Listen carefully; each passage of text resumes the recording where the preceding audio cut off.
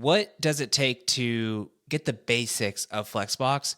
And what are some common uses for using Flexbox to position stuff in your layout? If you are new here, make sure to like and subscribe if you find the content helpful. I'm going to start with a nav element.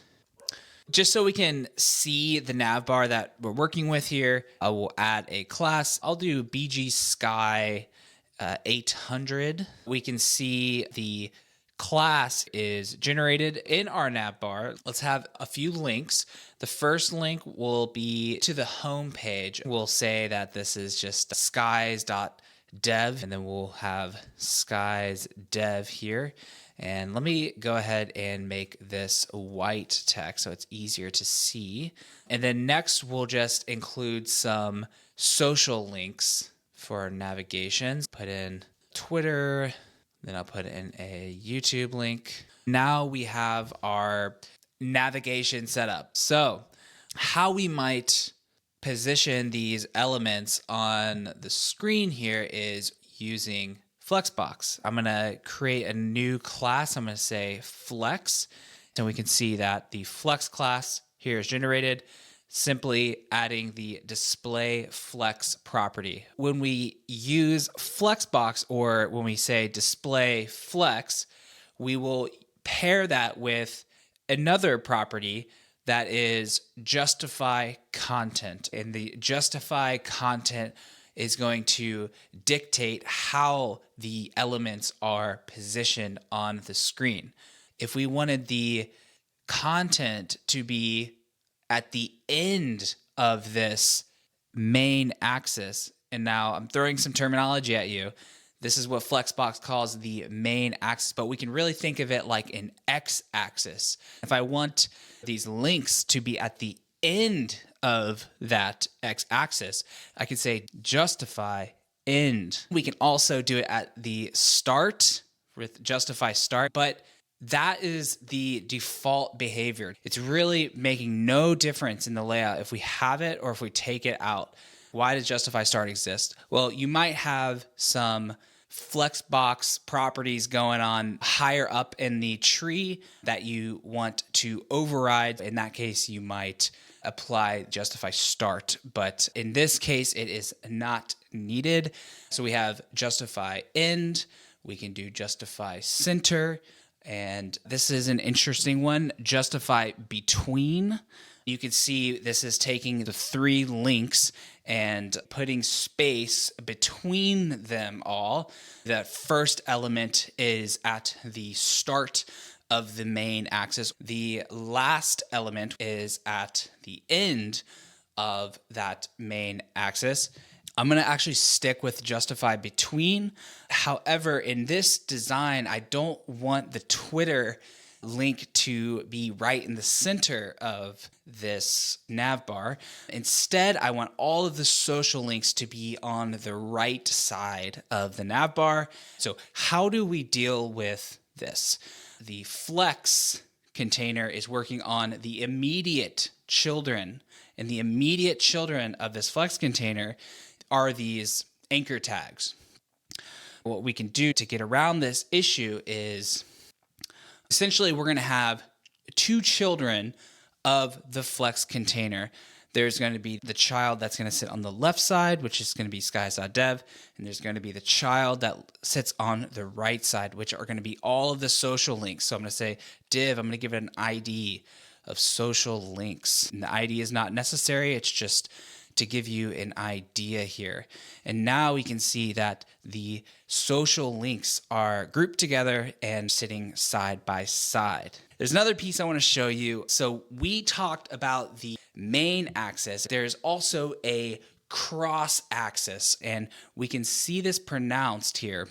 Add some height to this nav bar so that we can play around with the cross axis. And the way we do this is with the line items CSS property. In Tailwind, the class name starts with items, and they're very similar here to what we saw with justify content. So I'll just go through them so you can kind of get an idea of what they do. So Just like justify content, we have item start. In this case, it's making no difference to the layout, but you may want to use item start to override some behavior. We have items end, and you can see now the skies dev and the links are pushed to the bottom of the cross axis, or you can think of it as like a Y axis here. We got item center. For this example, we will try items in, and we can see here that the component is going to be at the end of the cross axis. We can change the height to 32 and it remains at the end. So that covers the navbar example. I am going to take out all of this. This will set us up for our next example of Flexbox. We're still going to keep it as a navbar, but this time, instead of it being a top navbar, we're going to create a sidebar. We're going to have the same markup, the same 3 links here. This time, I want the skies dev to be at the top of the sidebar, and I want the Twitter and the YouTube to be at the bottom. I'll give this an ID of sidebar.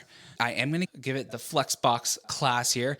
Instead of making the main axis be essentially that x-axis, I want the main axis to be the y-axis. So I want the main axis to go up and down. And the way that I switch the main axis to go up and down is I can set the flex direction with flex column. And so this basically turns that main axis 90 degrees so that the main axis is going up and down. And now you can see that these 3 links are stacked on top of each other. So we got flex column. There's also flex row. This looks just like what we saw before. And you'd be right, because that is the default behavior. So we actually don't need to write flex row explicitly unless we are overriding some existing style. Interestingly, though, we can do something like flex row reverse. Now we see skies dev is on the right side. The order is reversed. So why is that useful? Well, this could be useful if you don't want to affect your HTML markup, but you want to change the styling. Why would you want to do that? It could be for accessibility reasons, that you want certain markup to be, in a certain order, but the styling may want to appear in a different way. But here in this example, I'm going to use flex call. This is setting us up for our sidebar. I don't want it to take up the full width, so I'm going to set a explicit width here. 32 is fine. I want the sidebar to take up the whole screen in the height. So I'm going to say height screen. Now we are working in a similar way as what we were doing with our top nav bar. The main axis is going up and down now, and the cross axis is going left and right. That is because we've set the flex direction to column, or using Tailwind CSS, flex call here. So now we can do the same thing as we did before. We could say something like justify start, or justify end, justify center, justify between, and so on and so forth. And it's working the same way, it's just the cross axis and main axis has changed. I want the skies dev link to be at the top, and I want the social links to show up at the bottom. So I'm going to say justify between. And do you remember how we fixed this issue with the Twitter link showing up in the middle? We will create a group here. We want 2 groups, a group at the top, and we want the group at the bottom. We don't want 3 groups. So I'm creating another div here. I'll just give it the ID of social links. You can see that this div is no longer a flex container of these 2 links. And since these 2 links are inline elements, they are showing up side by side. We still want to maintain having the elements on top of each other. So what we can do is make this div, and I'm going to add another class here. Yep, you guessed it. we can use Flexbox and we will do flex call. Now, let's say we wanted our links to show up on the right side of this sidebar, the cross axis. We're going to use align items, and we could do, again, the same thing, either item start, items end, item center, and so on and so forth. Here I will do items in, and we get our elements pushed over to the right. But there's a little issue. You see this Twitter? I want this Twitter to be pushed over all the way to the right. I'm going to ask you first. So think about this first. Pause the video if you have to. What class name do I have to add here to push the Twitter link and the YouTube link, for that matter, so that they're justified right? Think about that. Well, let's try justify in first. Give that a try. Well, we can see here there's no difference. And that's because justified content works off the main axis. And since we've used flex call here, the main axis is the y-axis. So what we need to do instead of justify in is items in. And now we get that Twitter link pushed over to the right. So anyway, I hope you found this tutorial helpful. Hope you feel more comfortable using Flexbox on your own UIs. And if you are new here, make sure to like and subscribe. And I hope to see you in the next video. Thank you for watching.